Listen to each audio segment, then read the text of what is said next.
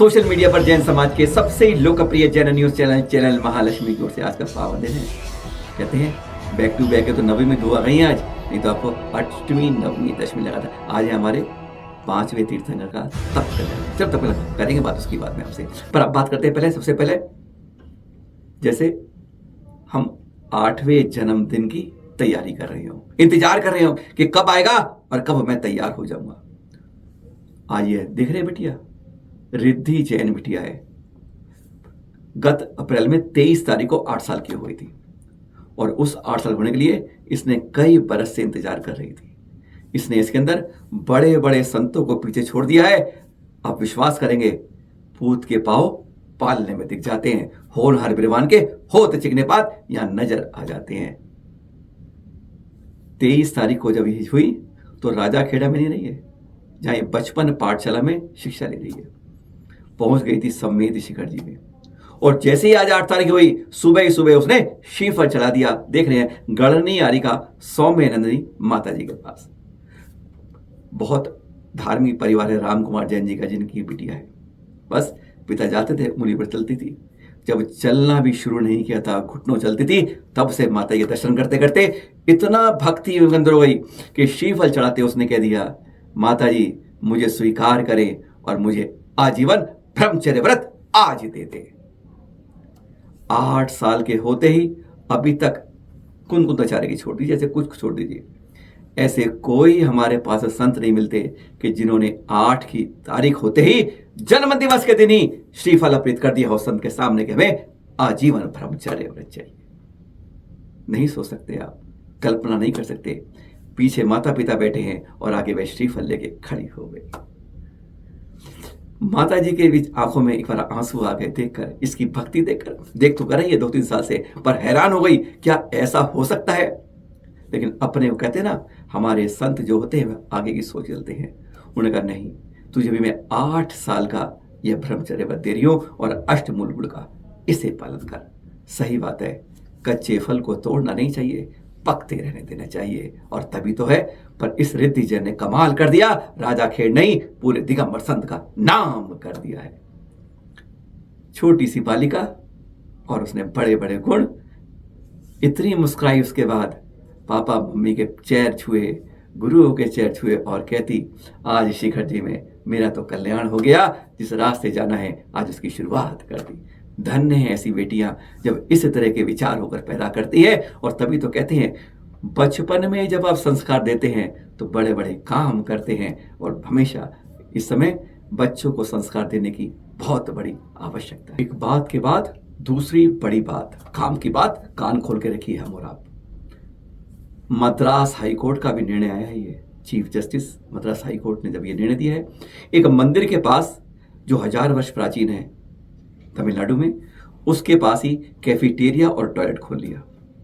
ASI को मालूम है पुरातत्व के अंदर जबकि, और एक याचिका डाल दी गई कि इससे हमारे पुरातत्व मंदिर के ऊपर नुकसान होगा, गंदगी होगी उससे और इसका असर हो सकता है। वेस्ट मैनेजमेंट के बारे में उठा दी गई। हाई कोर्ट ने स्पष्ट निर्णय दे दिया है कि जितनी पुरातत्व की संपत्ति एएसआई के अंतर्गत है या स्टेट के अंतर्गत है, उन सब की सफाई सख्त करने की जिम्मेदारी, सुरक्षित करने की जिम्मेदारी एएसआई या स्टेट पुरातत्व विभाग की है।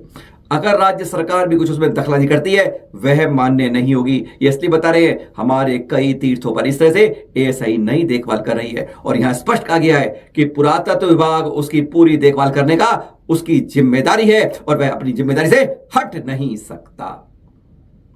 तो यहां पर भी इस मंदिर के बारे में आदेश दिया गया अदालत ने कि वहां देखिए जो टॉयलेट बन गया है, कैफेटेरिया बन गया है, कि उसका वेस्ट मैनेजमेंट सही है, क्या उसे दूर नहीं कर सकते हैं? यह भी अधिकार। पर इसके पीछे जो मुख्य बात है, हमारे जितने भी पुरातत्व के मंदिर है, तीर्थ है, उन सब के आसपास कहीं ना कहीं जबरन अतिक्रमण हो रहे हैं।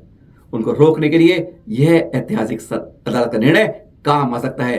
कहीं सरकारें कोशिश कर रही हैं, कहीं कुछ कर रहे हैं। हम बात गिरनार से लेके मंदारगिरी तक की कर रहे हैं। समझिए, संकेत को इशारा काफी है, समझने वाले समझ जाते हैं। और जो कमेटियां हैं और समितियां हैं, इस बारे में ध्यान रखें और ये हाई कोर्ट के इस निर्णय को रखें। और इस बात में देखिए कहां कहां हमारे पुरातत्व पर, हमारे तीर्थों पर, हमारे प्राचीन तीर्थों पर इस तरह से दखलंदाजी हो रही है और ऐसा ही नाक बंद आंख बंद कान बंद करे बैठी है। उन सब के लिए चेतावनी है कि अब हाई कोर्ट ने इसका निर्णय सुना दिया है, इसलिए पुरातत्व विभाग को अपनी जिम्मेदारी पूरी तरह निर्वहन करनी होगी। चाहे सरकार भी उसमें अब अड़ंगे नहीं लगा सकती, चाहे केंद्र की हो चाहे राज्य की हो। हमेशा इस तरह के निर्णय को सामने रखिए, जिससे अगर आप कहीं वाद करते हैं तो आप पे ये बहुत कारगर साबित होते हैं। 2.5 दिन का झोपड़ा जैन मंदिर था, उसके प्रमाण चैनल महालक्ष्मी पे हैं। अभी कुछ समय में आपको दिखाएंगे उसके बारे में। पर आप बता रहे हैं अजमेर के बारे में। आचार्य श्री नारेली से होते हुए पहुंच रहे हैं किशनगढ़ की ओर। पर इस बीच में हम बताते हैं, अभी उन्होंने 2 दिन पहले इस देख रहे हैं अजमेर के इस म्यूजियम में गए। मथुरा के म्यूजियम में चैनल महालक्ष्मी गई थी जब उनके साथ। जगह जगह संतों को क्या इतना जोश आ जाता है, जो हमारी समितियों को, हमारी कमेटियों को, हमारे लोगों को, हमारे विद्वानों को नहीं आ पाता है। यह है उनकी वात्सल्य भक्ति अपनी संस्कृति के प्रति, जिम्मेदारी समझते हैं संत होकर जीवन में, जबकि उन्हें मालूम है मुझे पराये से कोई मतलब नहीं, तब वो भी कहते हैं जैनों की संस्कृति को बचाने के लिए हम क्या कुछ कर सकते। देख रहे हैं आप ये दृश्य। आप अजमेर इस म्यूजियम में जब गए तो उन्हें कई जगह अपनी पुरातत्व की ब्राह्मी लिपि के अंदर, प्राचीन लिपियों में भी लिखे हुए शिलालेख मिले।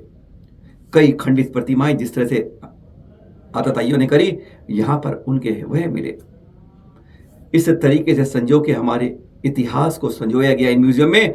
कई जगह कहा जाता है कि हमारी प्रतिमा को अलग रूप भी दे दिया जाता है। जब कहीं पहचान पूरी नहीं होती तो उसे जन्म तो रखा ही नहीं जाता है। ऐसे हमारे कई म्यूजियम है जहां इस तरह के प्रमाण मिलते हैं। इस अजमेर म्यूजियम में उन्होंने देखा, यहाँ पर उन्होंने पुराने समय के हथियार भी देखे कि किस तरीके से पहले तलवार बंदूकें होती थी, वह भी यहाँ पर। अन्य धर्मों के साथ जैन पुरातत्व कितना विभाग यहाँ पर, यहाँ उन्हें जयपुर से मिली, आसपास की कहीं से मिली, 150-100 किलोमीटर जितनी प्रतिमाएं कुछ मिली हैं, वह सब यहाँ अजमेर म्यूजियम में है। सवाल हम आपसे भी पूछते हैं, आप में से, हम में से कितने लोग ऐसे जैन इतिहास को खंगालने की, जानने की कोशिश करते हैं। जैन संत जहाँ जाते हैं वह वहीं पर एक नई विचारधारा के लिए, नई पहचान के लिए, पुरानी प्राचीन को जिंदा रखने के लिए उसको खोज करते हैं। लेकिन हम लोग खर्राटे भर के सोते रहते हैं।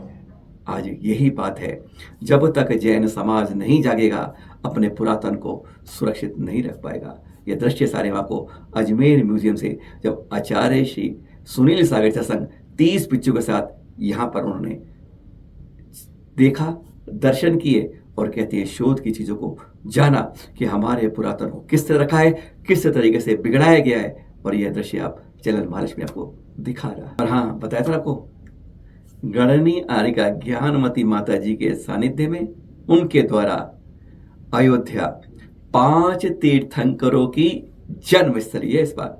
वो तो हुंडा अफसर निकाल है, नहीं तो कहा जाता है हर बार 24 का जन्म यही होता है। कभी सोचा है आपने, जानकारी है आपको कौन से 5 तीर्थंकर जन्मे थे इस बार यहाँ? सबसे पहले आदिनाथ जी, दूसरे अजितनाथ जी, चौथे अभिनंदन नाथ जी, 5वें सुमतिनाथ जी जिनका आज तक कल्याणक है वे, प्लस हमारे अनंतनाथ जी 14वें तीर्थंकर। यहीं पर उनका जन्म हुआ है। और यहां पर देख रहे हैं अभी ये उनके द्वारा अब आने वाली ना, क्या आने वाली है, वीर शासन जयंती आ रही है 22 जुलाई को।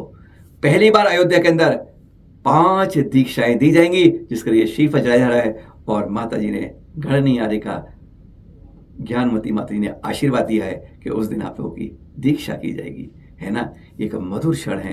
कहते हैं अयोध्या नगरी में एक पहचान जैन समाज की, वसीयत की। कहते हैं प्रथम तीर्थंकर जहां से जन्म लिया उस जगह की पहचान जैनों में ना खो जाए, इस तरह के कार्यक्रम होने ही चाहिए। आज है हमारे 5वें तीर्थंकर सुमतिनाथ भगवान जी का तप कल्याणक। ये तो आपको बता दिया अयोध्या में कितने तीर्थंकर जन्म हुआ, 5 उनमें सुमतिनाथ जी भी हैं। अब आपसे ये पूछते हैं, हमारे 20 तीर्थंकर हैं जिनका जन्म और तप कल्याणक एक ही दिन आता है। केवल 4 तीर्थंकर हैं जिनका जन्म और तप कल्याणक अलग अलग आता है, जैसे हमारे सुमतिनाथ भगवान जी।